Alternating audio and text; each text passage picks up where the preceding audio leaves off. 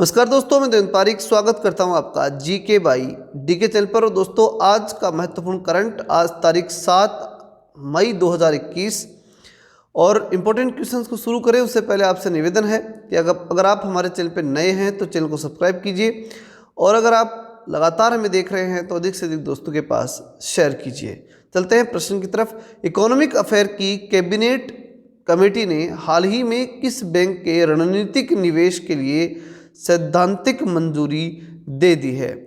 मतलब cabinet affairs की committee जो है, इकोनॉमिक मामलों के ऊपर कैबिनेट की कमेटी है, उसने कहा है कि रणनीतिक निवेश कर सकता है वो बैंक।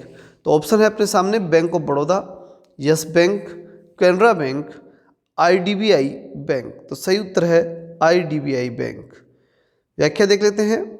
हाल ही में केंद्र सरकार की इकोनॉमिक अफेयर्स की कमेटी, कैबिनेट कमेटी ने हाल ही में आईडीबीआई बैंक के रणनीतिक निवेश के लिए सैद्धांतिक मंजूरी दे दी है, जिसके तहत इस बैंक के मैनेजमेंट कंट्रोल भी ट्रांसफ़र किया जाएगा। इस समय बैंक की 94% से ज़्यादा हिस्सेदारी सरकार और एलआईसी के पास है। जल्द ही एलआईसी के पास इस बैंक का मैनेजमेंट कंट्रोल होगा। पूरा जो आईडीबीआई जो बैंक है उसका टोटल मैनेजमेंट किसे दे दिया जाएगा? एलआईसी को दे दिया जाएगा। चलते हैं अगले प्रश्न की तरफ। कनाडा के ड्रग रेगुलेटर हेल्थ ने किस कंपनी के द्वारा बनाई गई बच्चों के लिए विश्व की पहली कोरोना वैक्सीन को मंजूरी दे दी है? तो कनाडा सरकार ने कौन सी कंपनी के द्वारा बनाई गई जो वैक्सीन है उसे मंजूरी दी है? Serum institute, Pfizer, Johnson and Johnson, Bharat biotech.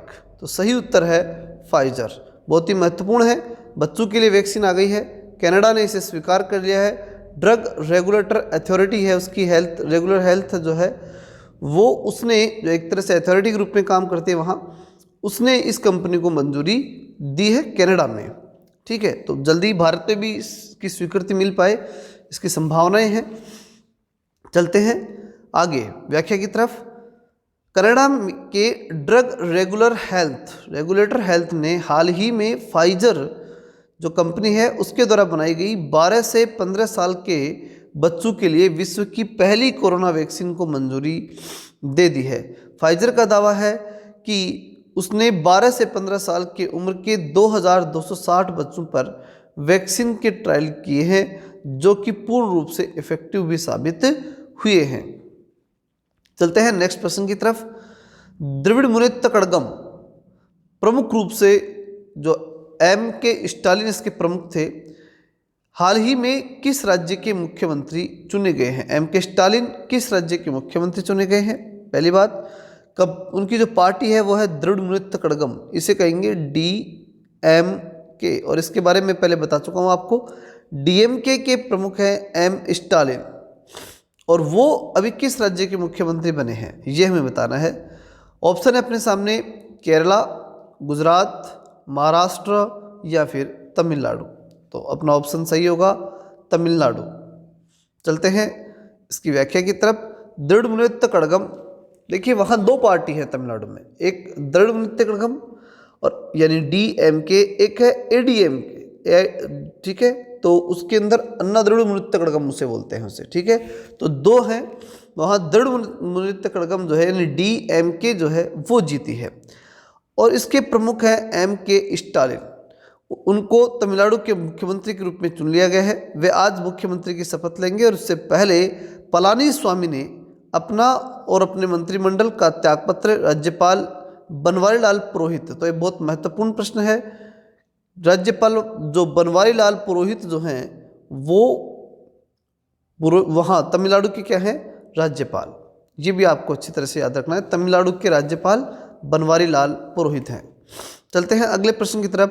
शोधकर्ताओं को हाल ही में किस राज्य में सोरोपोड्स डायनासोर की 100 मिलियन साल पुरानी हड्डियां मिली हैं?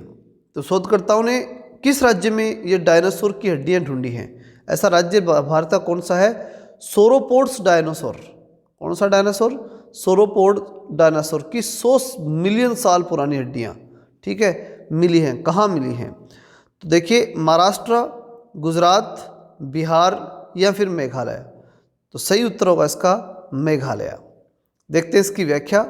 शोधकर्ताओं को हाल ही में मेघालय राज्य के पश्चिमी खासी हिल जिलों के पास सोरोपोड्स डायनासोर की 100 मिलियन साल पुरानी हड्डियां मिली हैं। इस डायनासोर की पहचान लंबी गर्दन वाले डायनासोर के जीवाश्म की हड्डी के टुकड़ों से की गई है। तो 100 मिलियन साल पुराने ये हड्डी के टुकड़े मिले हैं और ये डायनासोर के टुकड़े माने जा रहे हैं, मेघालय राज्य के अंदर में मिले हैं। बहुत ही महत्वपूर्ण प्रश्न है, इंपॉर्टेंट है, याद रखिएगा। आगे चलते हैं। 7 मई को विश्व भर में कौन सा दिवस मनाया जाता है? तो खेल दिवस, विश्व एथलीट दिवस, विश्व पृथ्वी दिवस या विश्व ओजोन परत दिवस। तो 7 मई को दोस्तों एथलेटिक दिवस मनाया जाता है। सब के सब खिलाड़ी साथ में खेलते हैं, तो इस प्रकार आप याद रखिए, साथ में खेलते हैं, एथलेटिक दिवस। चलते हैं अगले प्रश्न की, इसकी व्याख्या देख लेते पहले। 7 मई को विश्व भर में विश्व एथलेटिक्स दिवस मनाया जाता है। इस दिवस का उद्देश्य युवाओं के बीच खेलों की लोकप्रियता को बनाने और देश के स्कूलों संस्थाओं में प्राथमिक खेल के रूप में एथलीट्स को बढ़ावा देना है।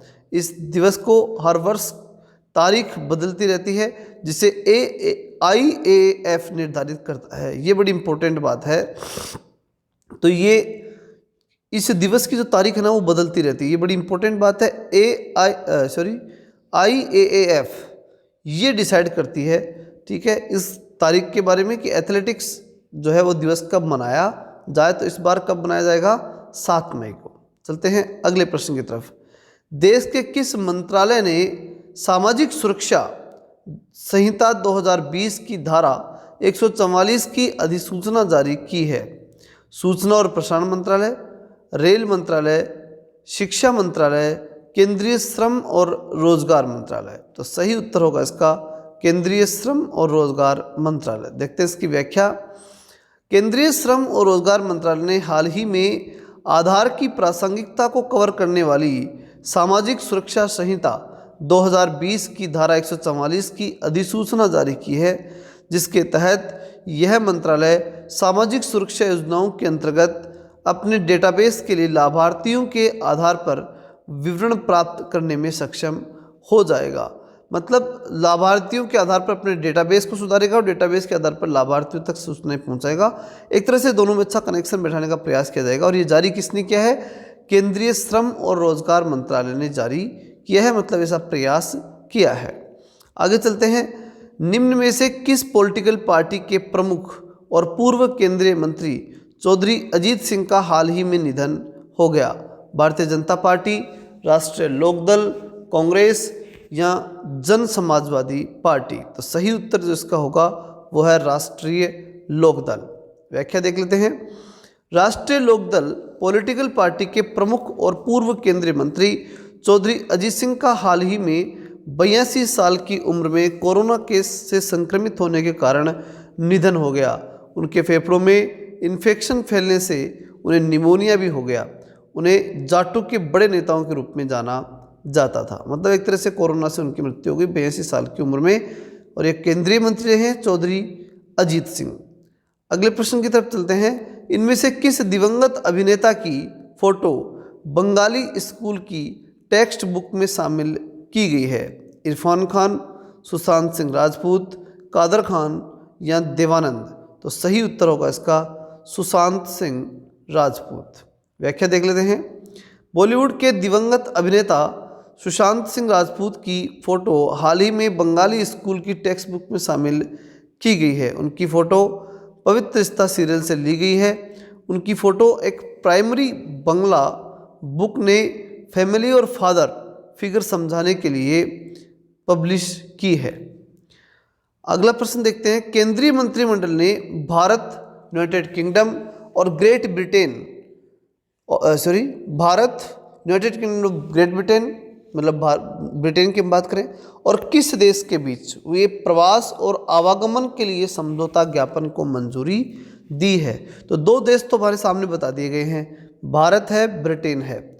और फिर तीसरा देश में बताना है कि उन तीनों देशों के बीच प्रवास और आवागमन के लेकर के समझौता हुआ है।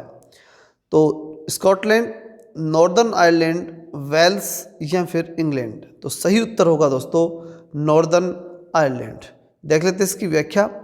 केंद्रीय मंत्रिमंडल ने हाल ही में Bharat, United kingdom of great Britain और नॉर्दर्न आयरलैंड के बीच हुए प्रवास और आवागमन के लिए समझौता ज्ञापन को मंजूरी दे दी है, जिसका उद्देश्य देशों के बीच वीजा प्रक्रिया को उदार बनाना है। तो ये था आज का करंट, और लगातार देखते रहने के लिए आप सबका बहुत बहुत धन्यवाद। अगर आपको अच्छा लगा तो लाइक कीजिए, अधिक से अधिक दोस्तों के पास शेयर जरूर कीजिए, और नए हैं तो सब्सक्राइब कीजिए। जय हिंद, जय भारत।